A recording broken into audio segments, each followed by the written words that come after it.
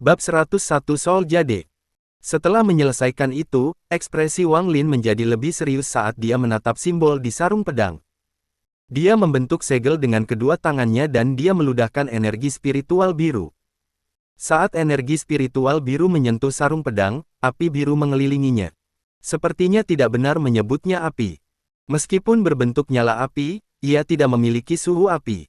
Faktanya, saat nyala api ini muncul, suhu seluruh ruangan turun. Wang Lin bahkan tidak berkedip saat dia mengendalikan api dingin untuk memperbaiki sarung pedang. Api dingin ini adalah sesuatu yang dia pikirkan ketika mencoba untuk menyalin api inti kultivator formasi inti.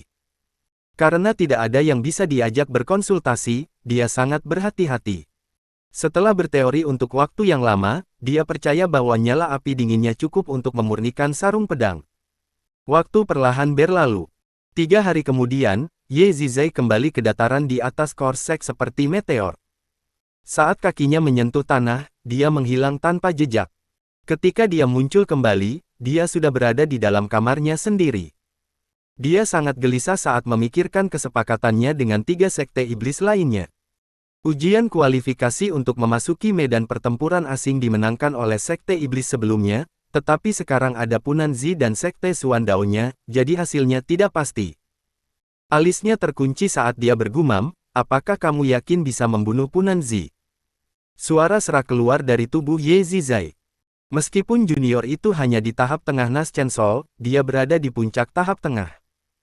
Jika dia beruntung, dia bisa masuk ke tahap akhir dalam 100 tahun dan menjadi master negara budidaya peringkat 3. Jika kepemilikan saya lengkap, dia tidak akan menjadi masalah besar, tetapi sekarang, saya tidak ingin membuat masalah menjadi lebih rumit.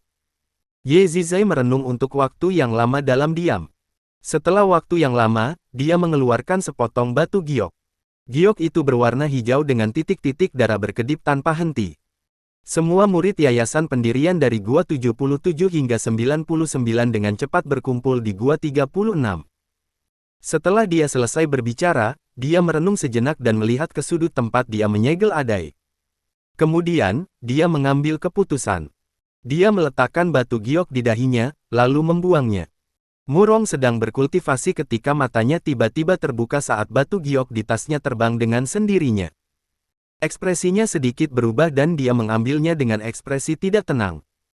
Setelah sekian lama, dia menghela nafas dan bergumam, untung aku berhasil melewati tahap awal ke tahap pertengahan pendirian yayasan 3 tahun lalu dan melompat dari Gua 82 ke 72, atau hidupku akan dalam bahaya kali ini. Tiba-tiba, asap hijau muncul di hadapannya, membentuk-bentuk sebongkah batu giok. Murong tercengang. Setelah dia memindai giok, dia mencibir dan berbalik ke arah Gua Wang Lin. Setelah beberapa saat, dia tiba di Gua Wang Lin. Melihat gua itu disegel, dia menekan tangannya di pintu masuk dan menggunakan energi spiritualnya untuk mengguncang gua. Setelah itu, dia berteriak, leluhur, leluhur pertama sedang mengumpulkan para pembudidaya yayasan di Gua 36. Saya di sini untuk membimbing Anda ke sana. Setelah tidak menerima jawaban, dia mengerutkan kening. Dari pesan leluhur pertama sebelumnya, Wang Lin tampaknya tidak disukai. Juga, sebelum leluhur pertama pergi, dia memerintahkan dia dan beberapa pembudidaya yayasan lainnya untuk menjaga Wang Lin. Kesimpulannya, Wang Lin seperti seorang tahanan. Tapi Murong sangat pintar. Dia tidak akan mengatakan semua ini dengan lantang. Tepat pada saat itu, gua yang tersegel terbuka dengan suara retakan. Wang Lin yang lelah keluar. Murong memandang Wang Lin dan tersenyum, leluhur, apa yang terjadi padamu? Wang Lin tidak menjawab, tetapi mengeluarkan giok biru tua dan berkata, saudaramu, tolong bimbing saya ke Gua 36. Murong tidak keberatan.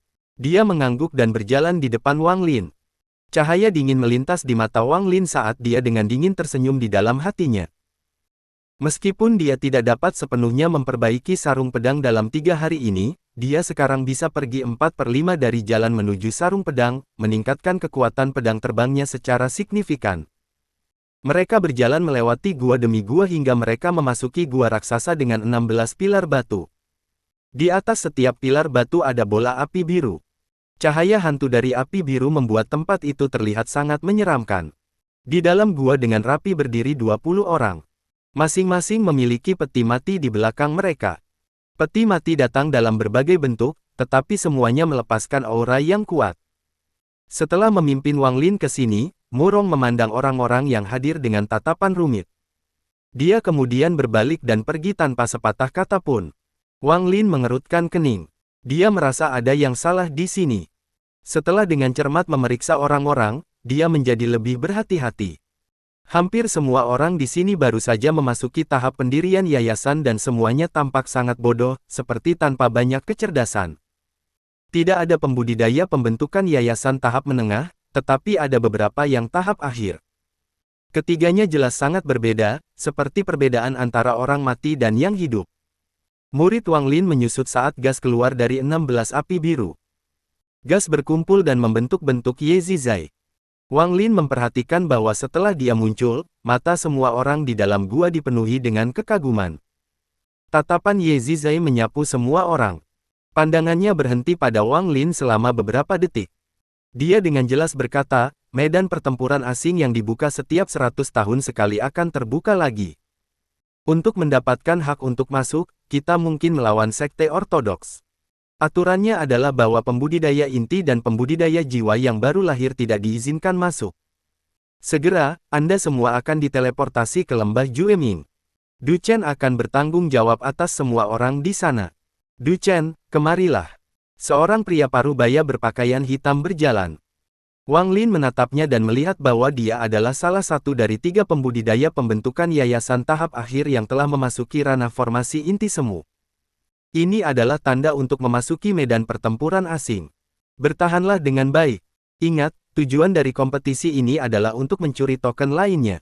Juga, berhati-hatilah dengan 3 sekte iblis lainnya. Siapapun yang membunuh 5 musuh akan dibebaskan jiwanya. Dengan itu, dia menyerahkan token itu, lalu mengeluarkan 3 potong giok saat tatapan dinginnya tiba-tiba mendarat di Wang Lin. Ekspresi Wang Lin normal saat dia diam-diam menatap Ye Zizai. Nada suara Ye Zizai normal saat dia dengan tenang berkata, batu giok ini berisi sebagian dari jiwa semua orang selain milikmu. Tanpa sepatah kata pun, Wang Lin menggigit ujung lidahnya dan mengeluarkan darah.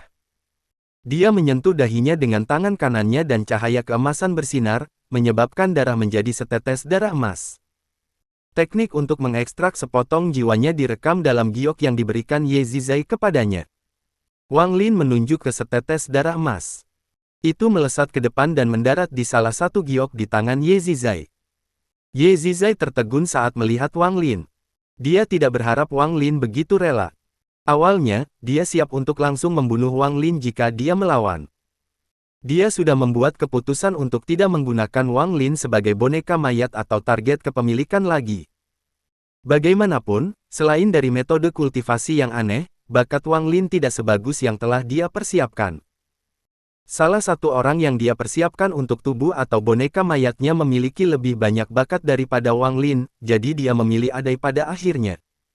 Setelah melihat Wang Lin mematuhi perintah, Ye Zizai memandang Wang Lin dan melambaikan tangannya. Sebuah gua raksasa terbuka. Di dalam sangat gelap dan ada kekuatan isap yang datang dari dalam.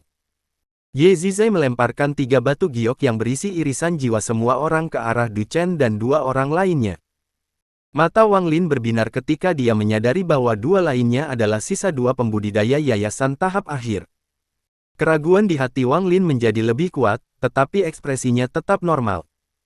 Dia dengan hati-hati mengingat pembudidaya yang memegang batu giok yang berisi sebagian dari jiwanya.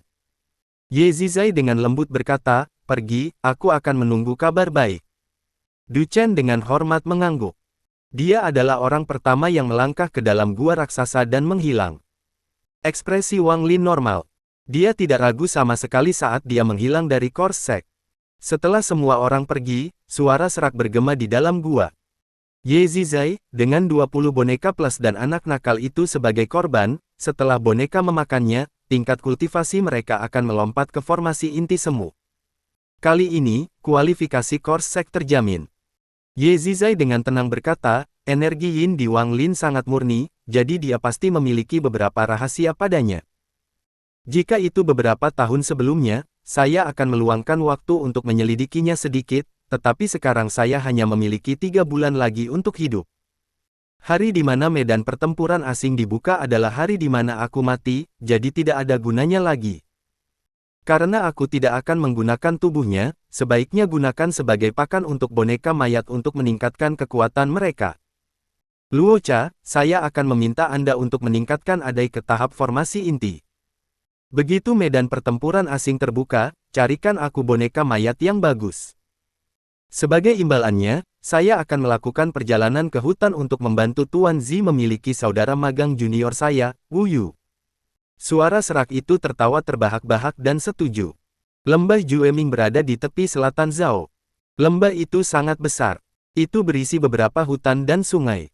Menjadi tempat yang digunakan untuk kompetisi memasuki medan pertempuran asing, area ini diselimuti kabut sepanjang tahun.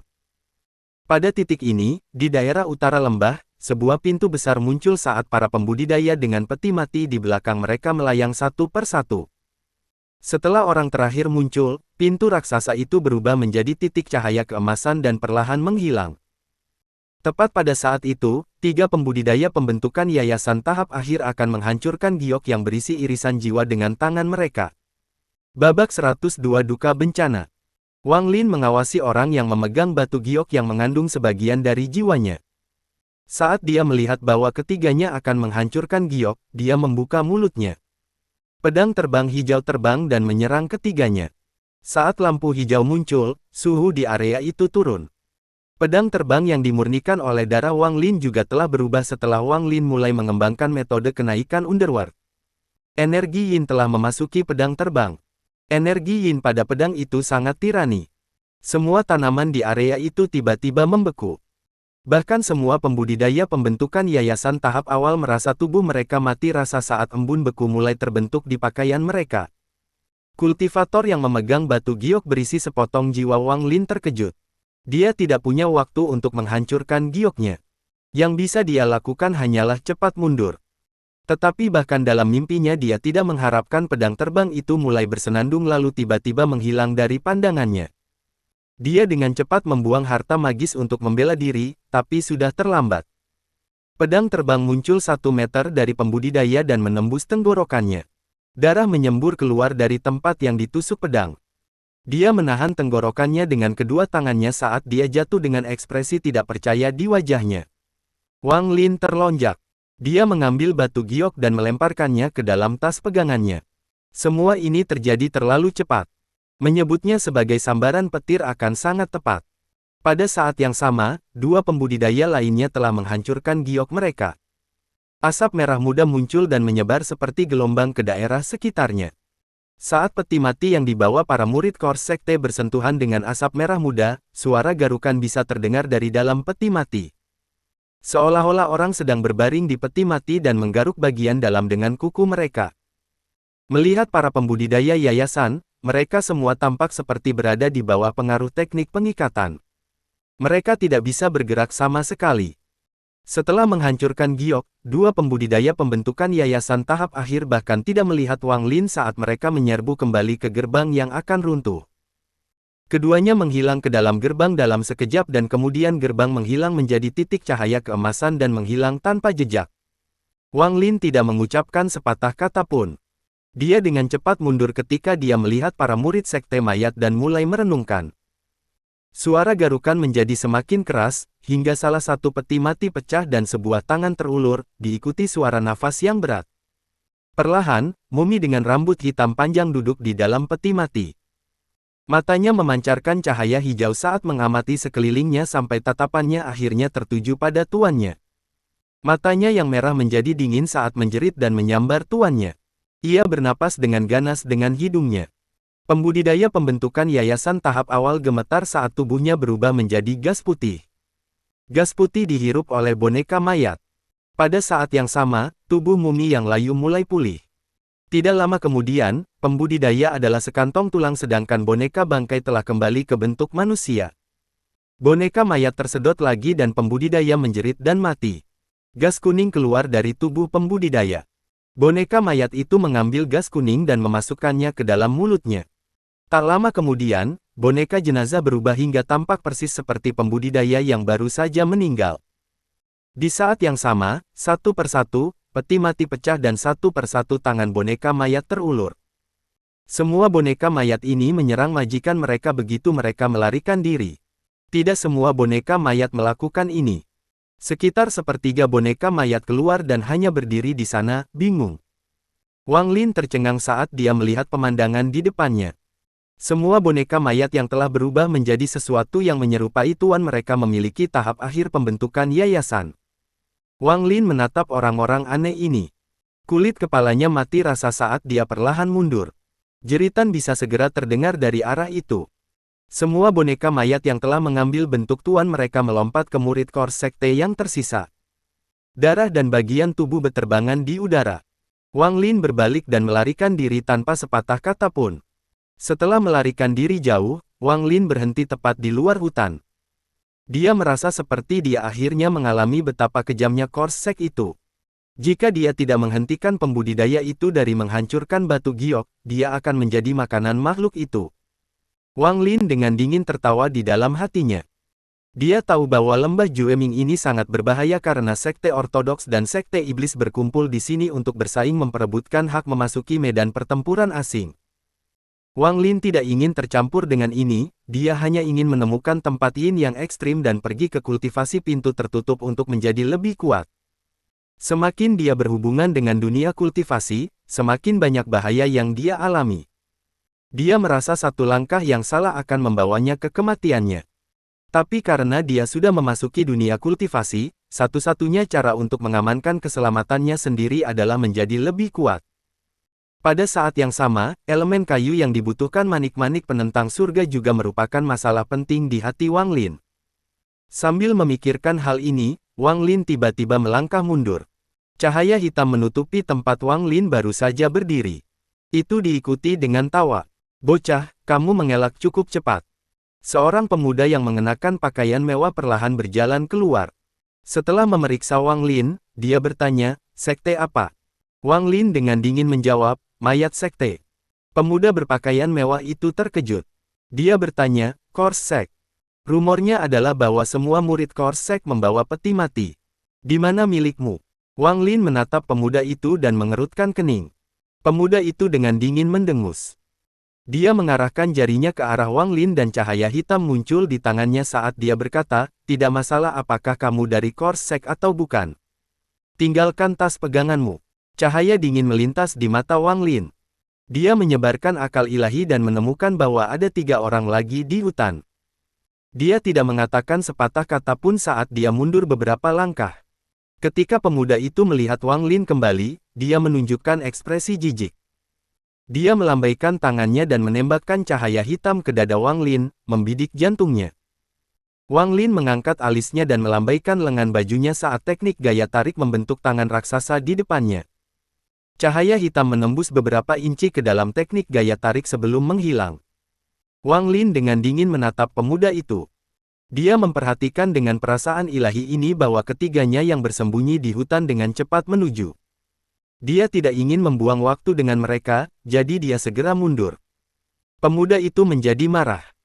Walaupun kedua jenjang kultivasi mereka adalah tahap awal pendirian yayasan, namun ia kedatangan 3 orang saudara, dan salah satunya sudah pada tahap pertengahan pendirian yayasan. Mereka berempat tidak bergerak dengan orang lain dari sekte Tiandao. Mereka memutuskan untuk menggunakan ini sebagai kesempatan untuk mencuri dari orang lain. Harus dikatakan bahwa selama kompetisi ini, semua sekte telah memberikan banyak harta magis untuk meningkatkan kekuatan murid yayasan pendirian. Ketika pemuda itu melihat bahwa Wang Lin hanya 1 orang, dia memiliki keinginan untuk membunuhnya, dan sekarang dia melihat Wang Lin mencoba melarikan diri, dia menamparkan tas pegangannya dan seorang penguasa 8 inci terbang keluar. Penguasa ini benar-benar berwarna hijau. Ketika muncul, itu memancarkan aroma yang kuat. Pemuda itu menarik napas dalam-dalam dan tanpa sepatah kata pun, mengarahkan penguasa ke depan. Penguasa itu bergetar dan jamur hitam besar tumbuh darinya. Jamur terlepas dari penggaris dan melayang di udara. Ekspresi pemuda itu serius saat dia dengan cepat mengeluarkan sesuatu dari tasnya yang dipegangnya dan melemparkannya. Wang Lin melihat kilatan cahaya merah saat tawon merah terbang menuju jamur dan melahapnya hanya dengan beberapa gigitan.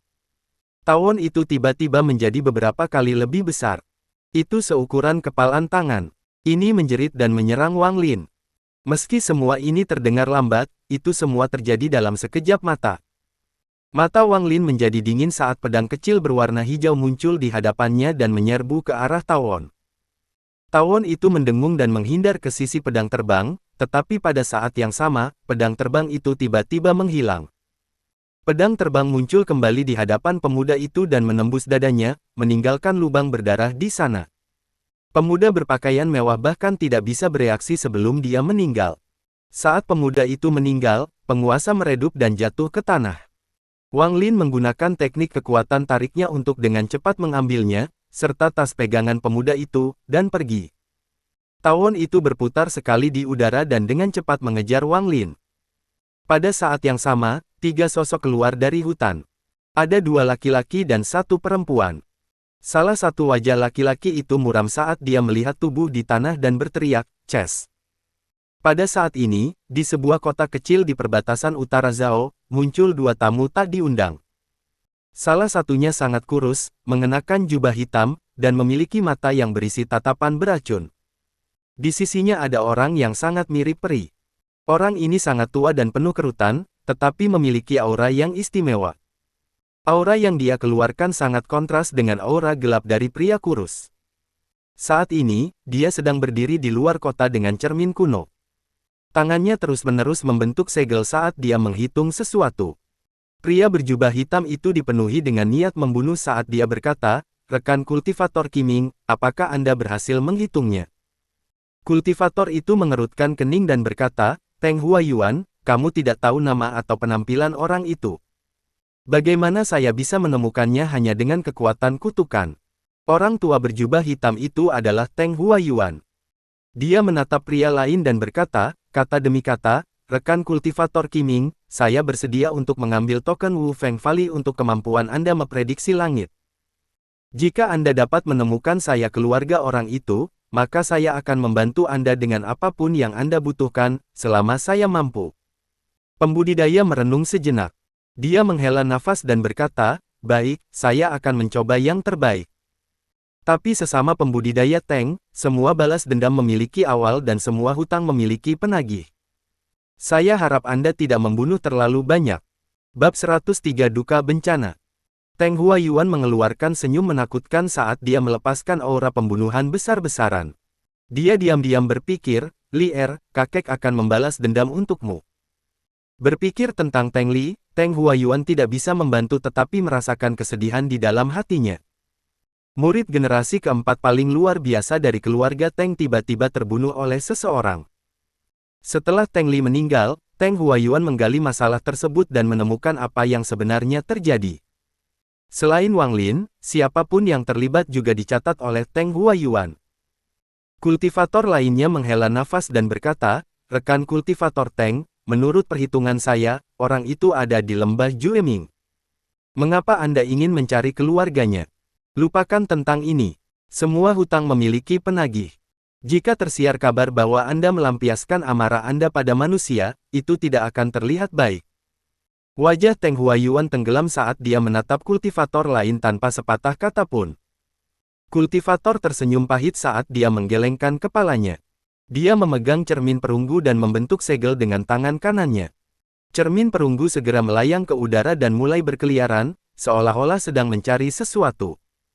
Namun, setelah terbang bolak-balik untuk waktu yang lama, ia tidak dapat menemukan arahnya.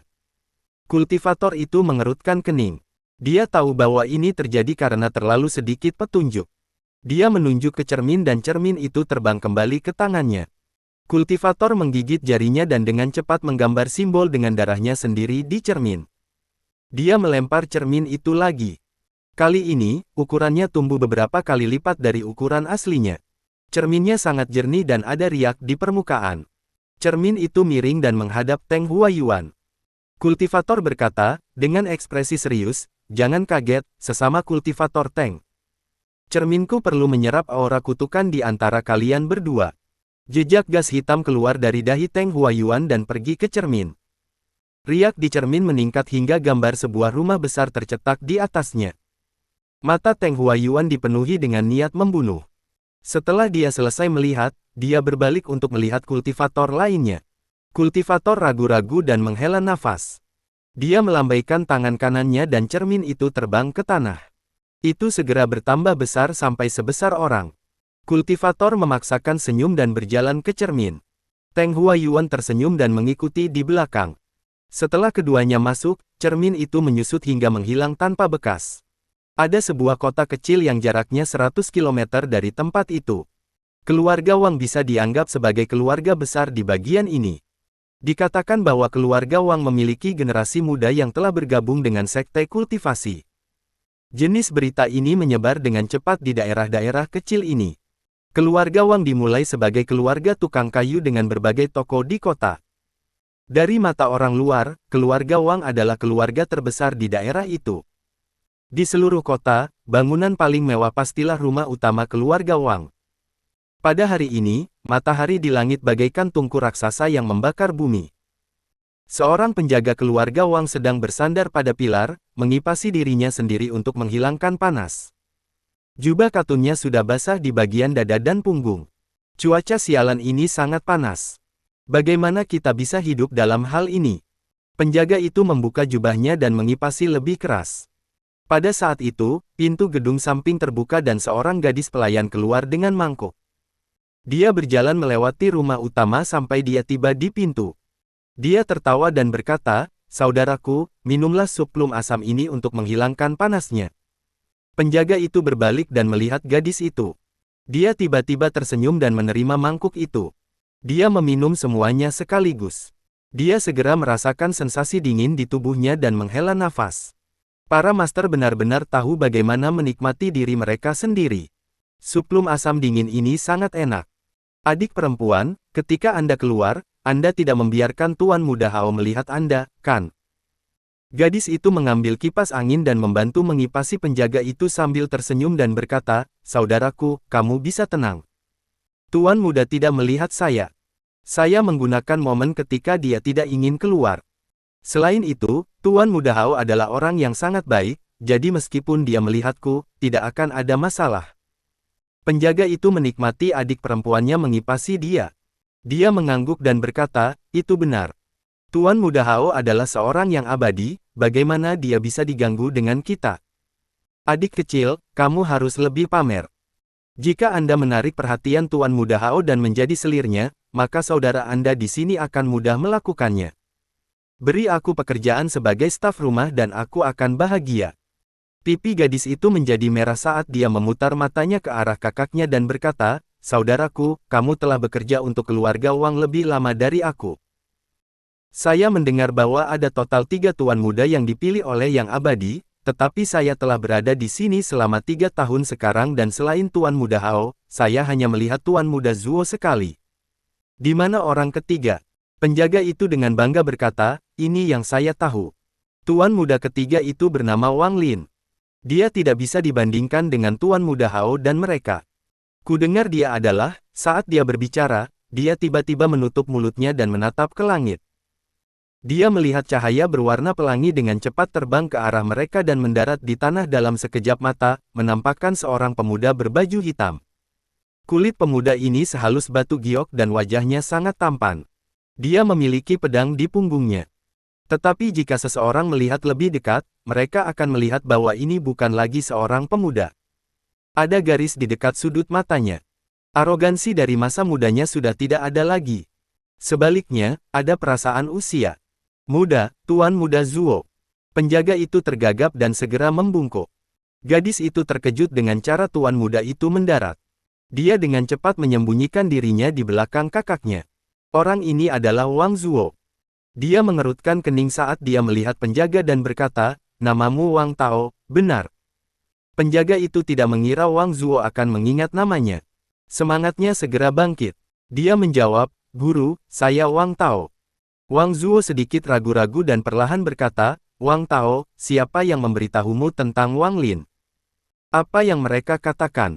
Hati Wang Tao bergetar saat dia berkata, "Itu adalah pengurus rumah yang mengatakannya.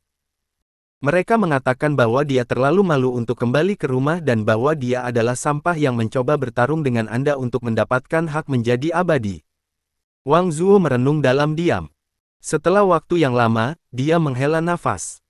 Dia bergumam pada dirinya sendiri dan juga pada Wang Tao. Sampah, dibandingkan dengan dia, aku khawatir aku adalah sampah yang sebenarnya. Wang Tao terkejut. Dia mendengar kata-kata Wang Zuo dan menjadi sangat bingung. Tepat pada saat itu, seorang pemuda keluar dari rumah. Pemuda ini sangat kokoh dan tampan. Dia berdiri di sana, menatap Wang Zuo, dan dengan jelas berkata, "Wang Zuo, lama tidak bertemu." Wang Zuo tersenyum pahit dan berkata, "Wang Hao, kita tidak bertemu satu sama lain dalam 3 tahun. Kamu telah banyak berubah." Wajah Wang Hao dipenuhi dengan melankolis. Mereka berdua terdiam. Penjaga Wang Tao dan adik perempuannya berdiri di samping, tidak berani bernapas. Dia tahu bahwa keduanya adalah jenius dari keluarga Wang, jauh di atas mereka berdua. Wang Hao berbisik, "Ada berita tentang Wang Lin." Wang Zuo mengungkapkan ekspresi yang rumit dan berkata, "Setelah dia meninggalkan sekte Heng Yue, belum ada berita." Wang Hao menghela nafas dan bertanya, "Apa tingkat kultivasi Anda sekarang? Dengan bakat Anda seharusnya telah menarik perhatian banyak tetua di sekte Xuandao." Wang Zuo dengan getir berkata, "Sulit untuk berkembang. Saya berada di lapisan kondensasi Qi ke-11 dan itu hanya karena saya berhasil memenangkan kompetisi tahun lalu karena keberuntungan dan diizinkan masuk ke gunung belakang. Saya ingin tahu tingkat kultivasi apa dia sekarang. Dia setidaknya sudah berada di lapisan ke-15. Wang Hao merenung sejenak dan menertawakan dirinya sendiri. "Saya hanya di lapisan ke-7. Ini baru beberapa tahun dan jaraknya sudah melebar." Wang Tao kaget. Meskipun dia tidak tahu apa itu kondensasi Qi atau pendirian yayasan, dari pembicaraan dua tuan muda, dia mengerti bahwa Wang Lin ini bukanlah sampah yang dibuat oleh pengurus rumah tangga. Pada saat itu, langit tiba-tiba menjadi gelap dan panas di udara tiba-tiba menghilang. Cermin besar diam-diam muncul di langit. Riak muncul di permukaan cermin saat dua orang berjalan keluar. Salah satunya memiliki aura yang sangat abadi dan yang lainnya diselimuti aura jahat. Tekanan besar turun dari langit. Ekspresi Wang Zuo dan Wang Hao sangat berubah. Mereka bahkan tidak berani bernapas. Wang Zuo dengan cepat menggenggam tangannya dan berkata, "Junior adalah Wang Zuo dari sekte Xuandao." "Salam," keduanya senior. Abadi seperti peri terkejut dan bertanya, "Xuandao sekte? Apakah Anda punya bukti?" Jantung Wang Zuo berdegup kencang. Dia merasa bahwa sesuatu yang buruk akan terjadi saat dia dengan cepat mengeluarkan giok identitasnya. Pembudidaya mengambil batu giok dan melihatnya. Kemudian dia menatap Wang Hao dan bertanya, "Kamu juga?" Wang Hao pintar. Dia mengangguk tanpa ragu-ragu. Teng Huayuan mendengus sambil melambaikan tangannya. Dengan dua poni, kepala penjaga dan adik perempuannya meledak. Darah menyembur kemana-mana. Dua awan gas kuning melayang dari tubuh. Teng Huayuan mengeluarkan bendera dan mengumpulkan dua awan gas. Tak lama kemudian, dua wajah penuh rasa sakit muncul di bendera. Itu adalah penjaga dan saudara perempuannya. Teng Huayuan dengan muram berkata, "Hari ini, tidak ada yang akan dibiarkan hidup." Dia melewati Wang Zuo dan Wang Hao ke dalam rumah utama. Adapun Wang Lin, dia dengan cepat bergerak melalui lembah Jueming. Di belakangnya ada dua pembudidaya laki-laki dan satu pembudidaya perempuan. Mereka dipenuhi dengan niat membunuh saat mereka mengejarnya. Saat dia sedang berlari, jantungnya tiba-tiba sakit, seolah-olah ada sebuah tiang yang ditancapkan di dalamnya. Rasa sakit ini bukan karena luka apapun, tapi perasaan di hatinya. Rasa panik dan frustrasi yang tidak diketahui muncul di hatinya. Bab 104 Duka Bencana. Wang Lin belum pernah merasakan hal seperti ini sebelumnya. Ini adalah rasa sakit yang membuatnya ingin merobek hatinya sendiri. Seolah-olah semua darah di tubuhnya langsung tersedot. Gelombang pusing menerpa kepalanya. Wang Lin menahan rasa sakit yang tak terduga ini saat dia berlari dengan cepat. Dia berbalik dan melihat bahwa ketiganya masih mengejarnya. Matanya berubah dingin saat dia mengubah arahnya ke area berkumpulnya Korsek. 4 berkas cahaya dengan cepat terbang melintasi lembah Jueming. Satu-satunya pikiran dalam pikiran Wang Hao dan Wang Zuo adalah kepanikan dan ketidakberdayaan. Mereka bahkan tidak berani bergerak saat mereka menyaksikan Wang Tao dan saudara perempuannya meninggal di hadapan mereka. Kultivator seperti peri mengungkapkan ekspresi kompleks di wajahnya. Dia menghela nafas dan berbalik jadi dia harus melihat mereka lebih lama. Teng Huayuan tersenyum saat dia masuk ke dalam rumah. Dia menutup tangannya. Ketika dia membukanya kembali, lingkaran cahaya ungu muncul, mencegah orang pergi. Kemudian dia melangkah dan memasuki salah satu rumah samping. Disinilah para pelayan tinggal. Gelombang jeritan yang menyedihkan datang dari rumah dan aliran gas kuning dikumpulkan oleh bendera. 7 atau 8 wajah pelayan keluarga Wang yang tampak menyakitkan muncul di bendera. Teng Huayuan tidak berhenti saat dia berjalan ke rumah berikutnya dan lebih banyak teriakan mengikuti. Tubuh Wang Hao gemetar. Dia ingin melawan, tetapi tidak bisa mengatakan sepatah kata pun. Segera, semua pelayan keluarga Wang telah berubah menjadi hantu dan wajah Teng Huayuan menjadi sangat serius. Anggota keluarga Wang yang lain diperingatkan oleh jeritan itu dan mencoba melarikan diri, tetapi yang membuat mereka ngeri, mereka menemukan cahaya ungu mencegah mereka pergi. Mereka hanya bisa mendengar jeritan sengsara yang terus-menerus datang dari luar. Ketakutan semacam ini menyebabkan seluruh keluarga Wang menjadi gelisah. Teng Huayuan bergumam pada dirinya sendiri, "Li Er, orang itu membunuhmu, jadi aku akan membunuh seluruh keluarganya untuk membalas dendam untukmu." Dengan itu, dia melangkah ke ruangan lain. Tubuh Wang Hao bergetar seolah ada kekuatan yang keluar dari dalam dirinya. Dia mengambil beberapa langkah ke depan dan dengan keras berteriak, "Tidak!" Teng Huayuan berbalik dan mencibir. Dia melambaikan tangannya dan rumah itu berubah menjadi debu tanpa suara, menampakkan seorang pria dan wanita yang wajahnya dipenuhi ketakutan. Pria dan wanita ini adalah paman dan bibi ketiga Wang Lin, yang juga merupakan orang tua Wang Hao. Tangan kanan Teng Huayuan mengulurkan tangan dan ayah Wang Hao melayang ke udara dengan tangan melingkari lehernya. Wajahnya segera menjadi merah dan dia membuka mulutnya, menunjukkan ekspresi penderitaan. Mata Wang Hao memerah saat air mata mengalir. Dia meraung dan hampir habis ketika Wang Zuo menahannya. Wang Zuo berbisik, "Wang Hao, jangan gegabah. Orang itu adalah kultivator jiwa yang baru lahir." Teng Huayuan mencibir. Tangan kanannya menutup. Dengan keras, kepala ayah Wang Hao berubah menjadi bubur. Tubuhnya jatuh ke tanah, lalu jiwanya keluar dan dikumpulkan oleh bendera. Tidak. Suara Wang Hao menjadi serak. Dia merasakan sakit di dadanya saat dia batuk darah. Dia melihat ke tubuh ayahnya dan bergumam, "Kenapa, kenapa?" Teng Huayuan sekali lagi menangkap ibu Wang Hao, menghancurkan tengkoraknya, dan melemparkannya ke hadapan Wang Hao. Tubuh Wang Hao bergetar saat dia mengeluarkan lebih banyak darah dan akhirnya pingsan. Dia memegangi tubuh ibunya. Air mata mengalir dari matanya saat dia berteriak, "Kenapa?" Ekspresi Teng Huayuan menjadi gelap. Dia melambaikan tangannya dan di bawah cahaya ungu yang bersinar, semua rumah berubah menjadi debu. Ada sekitar 40 orang di tanah. Semuanya adalah anggota keluarga Wang. Para wanita mulai menangis. Mereka semua dipenuhi rasa takut. Selain orang-orang yang masih hidup, hanya ada mayat tanpa kepala. Teng Huayuan tersenyum saat dia meraih seseorang. Orang ini adalah paman ketiga ayah Wang Lin. Dia saat ini adalah anggota paling senior dari keluarga Wang. Dikelilingi oleh jeritan, jiwanya diambil oleh Teng Huayuan dan dia meninggal. Wang Hao menatap pemandangan itu dengan tercengang. Dia bahkan tidak menyadari bahwa tangan yang digunakan Wang Zuo untuk menjepitnya telah mengukir tanda darah di tubuhnya. Wang Zuo tidak berani melihat orang tuanya di antara kerumunan. Dia menurunkan matanya yang merah. Paman keempat Wang Lin telah tinggal di alam liar untuk waktu yang lama, jadi dia jauh lebih berani daripada kebanyakan orang.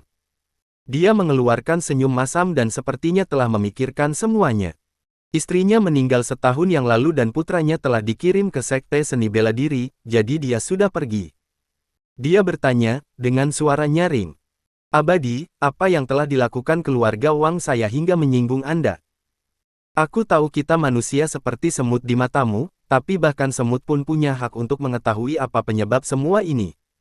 Kultivator seperti peri mengeluarkan suara terkejut saat dia memeriksa pria ini. "Mengapa?" Teng Huayuan menunjuk beberapa kali dan beberapa orang meninggal. Darah menyembur kemana-mana dari tubuh mereka yang berantakan dan terpotong-potong. "Seseorang dari keluarga Wangmu berani membunuh cicitku, jadi aku memutuskan untuk membunuh seluruh keluarganya." Dengan itu, dia menghantam udara dengan tangan kanannya dan lebih dari 10 orang tewas. Wang Hao berjuang bebas dari Wang Zuo dan akan menyerang ke depan ketika Wang Zuo menjepitnya lagi.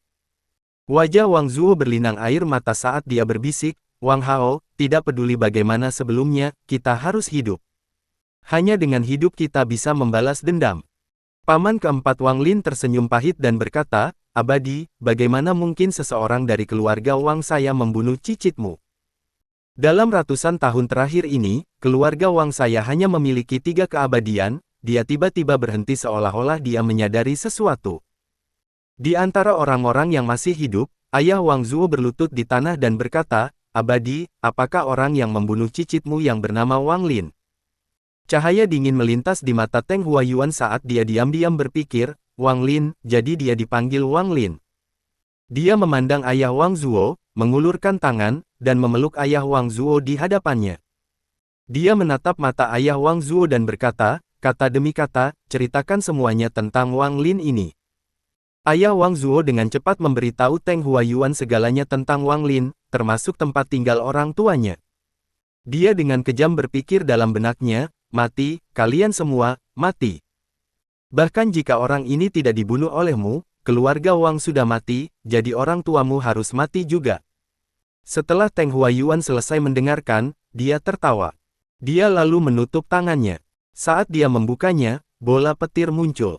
Dia dengan santai mendorongnya ke depan dan gelombang melingkar menyebar. Ayah Wang Zuo adalah yang paling dekat. Ketika dia menyentuh gelombang kejut, tubuhnya bergetar dan berubah menjadi debu bersama dengan bajunya. Saat riak menyebar, semua orang yang menyentuhnya mati dan jiwa mereka dikumpulkan oleh bendera.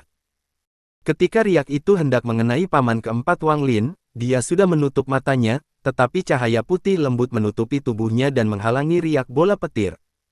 Teng Huayuan berbalik dan menatap kultivator seperti peri.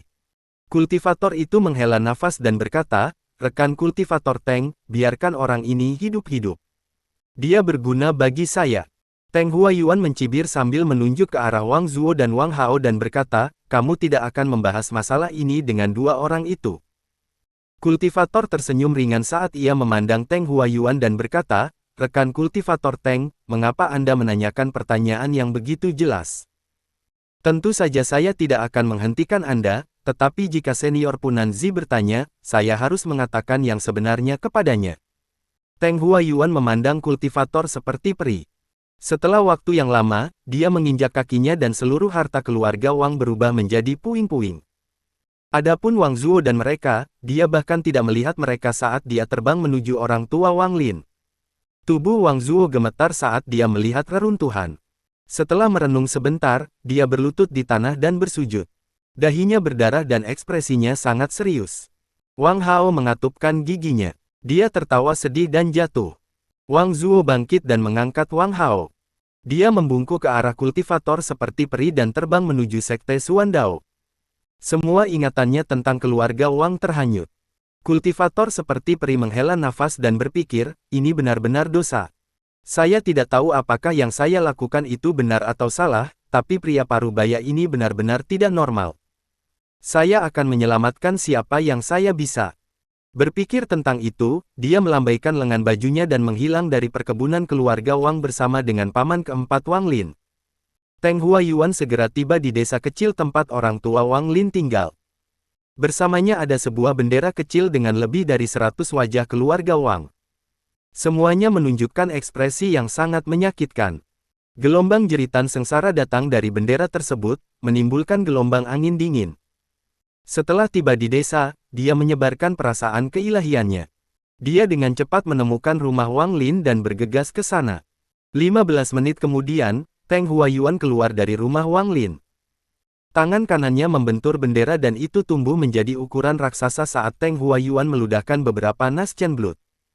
Semburan jeritan datang dari bendera saat riak muncul di atasnya. Perlahan, riak menghilang, menampakkan gambar. Gambar ini menunjukkan Wang Lin dengan cepat bergerak melalui hutan. Teng Huayuan tersenyum dan tangan kanannya menunjuk ke gambar itu. Adapun Wang Lin, di bawah pengaruh perasaan ngeri yang tak dapat dijelaskan ini, dia memimpin ketiga penjaganya menuju lokasi berkumpulnya Kors Sekte. Rasa sakit. Sakit yang tak terbayangkan. Sakit yang tak terlukiskan. Rasa sakit seperti ini menenggelamkan Wang Lin seperti banjir. Penggarap sangat peka terhadap hal-hal tertentu. Wang Lin mengalami rasa panik yang belum pernah dia alami sebelumnya. Wajah orang tuanya muncul di hadapannya. Tak lama kemudian, Wang Lin melihat pemandangan yang akan dia ingat seumur hidupnya. Tidak, dua aliran darah mengalir dari matanya. Ekspresinya menyakitkan, tubuhnya bergetar, dan irisan energi spiritual Yin bergerak dengan keras di dalam tubuhnya, sepenuhnya di luar kendalinya. Setiap tanaman dalam radius 10 meter darinya membeku. Aura beku ini terus tumbuh lebih kuat. Pada saat inilah, Ji, di dalam Wang Lin tanpa henti naik, mencapai Ji Realem. Bab 105 Ji Realem dari era lampau. Di zaman kuno, Ji, Dao, dan Si adalah tiga alam energi spiritual yang sulit dipahami. Dalam hal kemisteriusan, Ji Realem tidak bisa menandingi Dao Realem. Dalam hal ketidakpastian, Ji Realem tidak dapat menandingi Si Realem, tetapi jika pernah ada kultivator Ji Realem di zaman kuno, itu adalah bencana. Meskipun Ji Realem tidak semisterius Dao Realem atau tak terduga seperti Si Realem, dalam hal betapa menakutkannya itu, Ji Realem dan dua lainnya tidak dapat dibandingkan. Kultivator dengan Ji Realem, tanpa diragukan lagi, akan menjadi beberapa kali lebih kuat daripada kultivator lain pada level yang sama dan energi spiritual mereka akan sepenuhnya didasarkan pada Ji Realem. Akibatnya, satu-satunya kata yang menggambarkan Ji Realem adalah menakutkan. Di antara kultivator dengan tingkat kultivasi yang sama, kultivator Ji Realem tidak terkalahkan. Namun, kelemahan Ji Realem juga sangat jelas. Dengan Ji Realem, seorang kultivator tidak akan pernah bisa mencapai tahap Spirit Severing. Tahap akhir dari Nas Chen Soul adalah batasnya. Namun, seorang kultivator Nas Chen Soul Ji Realem tahap akhir adalah seseorang yang bahkan tidak ingin diganggu oleh pembudidaya Spirit Severing. Jika hanya itu saja, maka Ji Realem tidak akan dianggap menakutkan. Apa yang benar-benar menakutkan adalah bahwa di zaman kuno, ketika seorang kultivator transformasi jiwa sedang melalui cobaannya, orang-orang mengetahui bahwa dia memiliki Ji Realem. Berita ini adalah sesuatu yang mengejutkan semua orang di dunia kultivasi kuno dan membuat mereka ketakutan. Harus dikatakan bahwa pembudidaya ini mengamuk di dunia kultivasi selama 3000 tahun. Dalam 3000 tahun itu, dia seperti raja dunia kultivasi. Jika ada yang tidak menyukainya, dia akan menghapus keluarga dan sekte mereka. Dalam 3000 tahun ini, hanya menyebut namanya akan menyebabkan kulit orang merinding. Ji Realem adalah surga yang menentang keberadaan. Tidak hanya membuat seseorang tak terkalahkan dalam pertarungan melawan kultivator dengan tingkat kultivasi yang sama, energi spiritual yang dimasukkan dengan Ji Realem dapat membuat teknik menjadi ekstrim. Semua ini sudah sangat luar biasa, tetapi ketika satu-satunya kelemahan tidak dapat mencapai tahap pemutusan roh dihilangkan, maka ketika seorang kultivator melewati tahap jiwa baru lahir dengan Ji Realem muncul, itu benar-benar dapat dianggap sebagai bencana. Karena itu, setiap kali kultivator Ji Realem muncul, mereka diburu oleh semua kultivator lainnya. Ji Realem dianggap oleh dunia kultivasi kuno sesuatu yang benar-benar menantang surga. Jika jalur budidaya iblis dianggap sebagai binatang buas, jika dibandingkan dengan Ji Realem, itu hanya hewan peliharaan rumah yang jinak. Yang benar adalah bahwa di zaman kuno, studi tentang Ji Realem tidak pernah berhenti, tetapi pada akhirnya, hanya ada beberapa pemahaman pengantar tentang Ji Realem. Untungnya, hanya satu orang itu yang tampaknya mampu menembus batas pemutusan roh dari Ji Realem. Semua penerus Ji Realem di generasi selanjutnya terjebak pada tahap akhir jiwa baru lahir. Sebagian besar catatan tentang Ji Realem telah hilang selama berabad-abad. Saat ini, orang tidak tahu bagaimana Ji Realem muncul atau bagaimana mendapatkannya. Hanya di perpustakaan sekte yang sangat besar di negara-negara budidaya peringkat tinggi yang ada beberapa deskripsi dari Ji Realem. Di beberapa titik pada zaman kuno, seorang kultivator jenius lahir di negara Guni. Pada usia 10 tahun, dia sudah mencapai tahap formasi inti dan sektenya dimusnahkan oleh sekte lain. 5 tahun kemudian, seorang pembudidaya misterius muncul dan dalam waktu 1 bulan, ia membunuh lebih dari 10.000 pembudidaya. Darah menutupi langit. Dengan hanya tahap awal budidaya jiwa baru lahir, tidak hanya dia dapat dengan mudah membunuh orang lain di peringkat yang sama dengannya, tetapi dia bahkan mampu membunuh pembudidaya Spirit Severing. Pada akhirnya, baik sekte ortodoks dan iblis mengirimkan seorang pembudidaya transformasi jiwa dan akhirnya membunuhnya. Di zaman kuno, negara air jernih dihancurkan dan raja negara itu memasuki sekte. 30 tahun kemudian, dia pergi dan melakukan pembunuhan besar-besaran terhadap semua pembudidaya. Tidak peduli apakah mereka pria atau wanita, tua atau muda, dia akan membunuh mereka. Hanya dalam 7 hari, tidak ada pembudidaya yang tersisa di negara air jernih. Bahkan sekte sendiri tidak bisa melarikan diri. Darah mewarnai tanah air jernih menjadi merah. Saat negara budidaya yang lebih tinggi mempersiapkan para ahli untuk membunuhnya, darah di air jernih mendidih. Menggunakan darah untuk membunuh musuhnya, raja menghilang di tengah kekacauan. Beberapa percaya bahwa dia mengalami pembalasan ilahi. Semua hal ini memiliki satu poin yang sama, semua kultivator ini memiliki ji realem. Adapun bagaimana orang-orang ini mendapatkan ji realem, tidak ada yang tahu. Beberapa orang percaya bahwa mereka mengalami perubahan dan beberapa percaya bahwa mereka semua memiliki harta ajaib yang sama. Dengan warisan dari harta karun itu, siapapun yang memiliki harta itu akan memiliki ji realem. Banyak spekulasi menyebar, tetapi dengan lenyapnya dunia kultivasi kuno, semua rumor ini punah. Tidak ada yang tahu bahwa pada saat ini, di negara budidaya peringkat 3 Zhao, sebuah negara yang tidak benar-benar diperhatikan, di tempat kecil yang disebut Lembah Jueming, seorang kultivator bernama Wang Lin sedang berjalan menuju ji realem yang sebenarnya. Jika Teng Huayuan tahu semua ini, maka tidak peduli apa, dia tidak akan menjadi orang yang akan menjadi katalisator kelahiran seorang kultivator ji realem. Wang Lin setengah berlutut di tanah. Segala sesuatu dalam jarak setengah lusin meter darinya telah tertutup es. Di dadanya, manik yang menentang surga memancarkan cahaya hitam yang belum pernah terlihat sebelumnya saat bergerak dan melayang di atas kepalanya. Teng Huayuan menggunakan koneksi Wang Lin dan keluarganya untuk meninggalkan pesan di benaknya. Aku akan menunggumu di luar lembah Jueming, jika kamu tidak datang pada saat lembah terbuka, maka aku akan menghancurkan bendera jiwa dan jiwa keluargamu akan hilang selamanya. Dua pembudidaya pria dan satu wanita dari Tian Dao Sekte menyusul. Mereka tiba-tiba berhenti belasan meter jauhnya karena tanah yang tertutup es menyebabkan jantung mereka menegang. Pemuda di tengah es sangat menakutkan. Aura destruktif yang dia keluarkan bahkan membuat kulit murid yayasan pendirian tahap tengah merinding. Setelah ragu-ragu sebentar, pembudidaya pembentukan yayasan tahap menengah membuat keputusan. Dia melambaikan tangannya dan berkata, mundur. Saat dia hendak pergi, wanita itu menatap surga yang menentang manik di atas kepala Wang Lin dan berkata, kakak magang senior, manik itu terlihat sangat familiar. Laki-laki lainnya berkata, ini adalah manik-manik yang diceritakan leluhur kepada kami. Tunggu, tidak, ukiran pada manik ini berbeda. Manik yang ditunjukkan nenek moyang kita memiliki awan, tapi manik ini memiliki daun. Penggarap pendirian yayasan tingkat menengah terkejut. Dia melihat lebih dekat dan segera menjadi lebih serius. Tapi segera, keserakahan mencengkeram hatinya.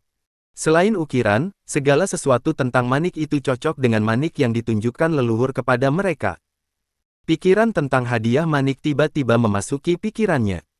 Siapapun yang menyerahkannya akan diberi harta sihir tingkat transformasi jiwa, sekte mereka akan menerima 10 boneka yang berada di tingkat transformasi jiwa, dan peringkat negara mereka akan dinaikkan oleh 1. Penggarap pendirian yayasan tingkat menengah dengan tegas mengatakan, tidak masalah apakah itu benar atau tidak, kita harus menerimanya. Wanita itu mengeluarkan giok transmisi suara dan hendak mengirimkan pesan ketika pembudidaya yayasan pendirian tingkat menengah menghentikannya dan berbisik, meskipun orang ini aneh, jika kita bertiga memberikan yang terbaik, kita pasti bisa membunuhnya. Jika Anda memberitahu orang lain dan manik ini benar-benar sesuai dengan deskripsi, kreditnya pasti bukan milik kami. Begitu pula jika kita salah dan mempermasalahkannya, kita akan dimarahi. Apakah kamu bodoh? Gadis itu terkejut. Dia ragu-ragu sebentar, lalu menyingkirkan giok transmisi suara. Mereka bertiga segera mengeluarkan harta sihir mereka dan menggunakannya tanpa sepatah kata pun. Di saat yang sama, Wang Lin membuka matanya. Matanya tidak lagi merah. Mereka sejernih air. Sejumlah besar niat membunuh keluar dari tubuhnya.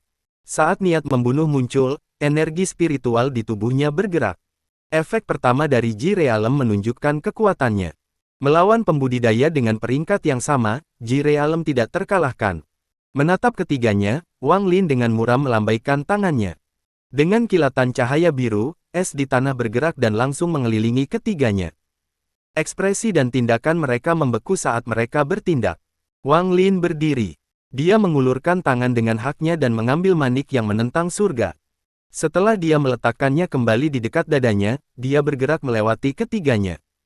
Retakan muncul di es yang menutupi ketiganya. Es pecah dan ketiganya mati. Wang Lin diam-diam bergerak melalui lembah Jueming ketika pedang terbang tiba-tiba tiba di hadapannya. Seorang pria muda muncul. Tanpa sepatah kata pun, dia mengarahkan jarinya ke Wang Lin dan pedang terbang itu melesat ke arahnya. Wang Lin tidak berhenti bergerak. Saat terbang itu hendak menembus tubuhnya, es muncul di depan pedang dan dalam sekejap mata, pedang terbang itu membeku. Pemuda itu terkejut dan dengan cepat mundur. Dia awalnya melihat bahwa Wang Lin sendirian dan hanya pada tahap awal pendirian yayasan, jadi dia ingin datang ke sini, membunuh Wang Lin, dan mencuri hartanya. Namun, dia tidak menyangka bahwa Wang Lin bahkan tidak perlu bergerak untuk menghancurkan pedang terbangnya. Dia panik. Satu-satunya pikiran di benaknya adalah lari. Tapi sebelum dia bisa mundur lebih dari beberapa langkah, seberkas cahaya hijau melintas. Pedang terbang kecil menembus dadanya. Tubuhnya berubah menjadi es dan jatuh ke tanah. Selama ini, Wang Lin tidak berhenti sedetik pun. Suatu hari kemudian, di suatu tempat di dalam lembah, ada 8 orang dari Sekte Iblis dan Ortodoks berkelahi satu sama lain dengan beberapa orang dari masing-masing sisi menonton. Pada titik tertentu, sosok kesepian Wang Lin keluar. Dia berjalan ke depan seolah dia tidak bisa melihat mereka sama sekali. Di antara orang-orang yang menonton, seorang pria parubaya dari Sekte Iblis mengerutkan kening. Tanpa sepatah kata pun, dia melemparkan jimat guntur ke arah Wang Lin. Tiba-tiba, guntur muncul dari langit dan menghantam Wang Lin, tetapi ketika hendak menghantamnya, es muncul. Ia bahkan mampu membekukan benda tak berwujud seperti kilat. Adegan ini menyebabkan semua orang berhenti berkelahi saat mereka menatap tercengang pada Wang Lin, yang berjalan ke arah mereka tanpa ekspresi di wajahnya. Segera, dada pria parubaya yang membuang jimat itu bersinar hijau. Tubuhnya kemudian membeku dan dia mati. Semua orang terkejut. Sebelum mereka bisa bereaksi, Wang Lin sudah ada di depan mereka. Di hadapannya berdiri 4 orang. Sebelum mereka dapat berbicara, mereka melihat cahaya biru dan mereka membeku, mengikuti jejak pria parubaya itu. Pada saat itu, semua orang mundur ke samping saat seorang murid berjubah putih menggenggam tangannya dan berkata, "Dari sekte mana kultivator berasal?" "Saya murid Yuan Tian Sekte, Zhou Kuan." Wang Lin mengabaikannya dan terus berjalan ke depan. Secara bertahap, semua orang menyingkir. Saat Wang Lin berjalan keluar 100 meter dari kerumunan, seorang murid muda dari Sekte Iblis menatap Wang Lin dan mencibir di dalam hatinya. "Anda membunuh kakak magang senior saya. Aku akan mengingatmu." Wang Lin tiba-tiba berhenti. Dia merasakan niat membunuh yang kuat datang dari belakangnya. Dia berbalik dan dengan dingin melihat murid Sekte Iblis itu. Di bawah tatapan Wang Lin, murid itu merasakan seluruh tubuhnya, di dalam dan luar, menjadi sedingin es. Dia dengan cepat menundukkan kepalanya, tidak berani menatap Wang Lin. Setiap pembudidaya yang melihat mata itu menghirup udara dingin. Mata itu benar-benar mati dan dipenuhi dengan niat membunuh. Siapapun yang melihat mata itu merasakan seluruh tubuhnya menjadi dingin. Setelah menatap pembudidaya sebentar, Wang Lin berbalik dan terus berjalan ke depan. Kilatan cahaya hijau muncul di dada murid itu. Dia batuk darah dan jatuh ke tanah. Tubuhnya langsung membeku. Bahkan darah yang dia keluarkan berubah menjadi es sebelum menyentuh tanah. Tidak ada yang berani menarik napas dalam-dalam dan setelah Wang Lin pergi. Tidak ada yang mau bertarung lagi, jadi mereka semua berpencar. Sama seperti ini, Wang Lin melakukan perjalanan melalui lembah Jueming. Jika ada yang menyinggung perasaannya, dia membekukan mereka dengan lambaian tangannya. Bahkan penggarap pendirian yayasan tahap akhir pun tidak bisa menolak. Setelah membunuh beberapa orang, mereka semua lari. Dalam waktu 3 hari, jumlah pembudidaya yang mati oleh tangan Wang Lin tak terhitung jumlahnya.